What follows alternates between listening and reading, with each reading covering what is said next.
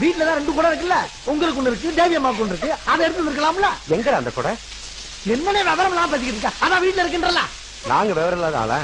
நீ விவரமான ஆளா இருந்தா அந்த கொடை எடுத்துட்டு வந்திருக்கலாம் இல்ல?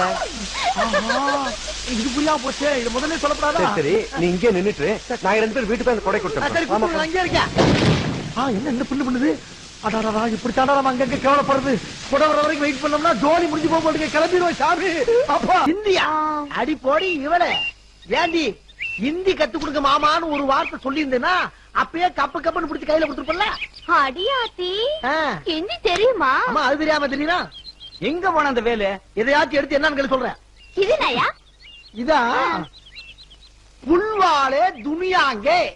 அடியாத்தி என்ன இவ்வளவு நீளமா இருக்கு? ஆமா, புல்லு நீளமா இருக்குல்ல. அப்படியா? வேற வேற.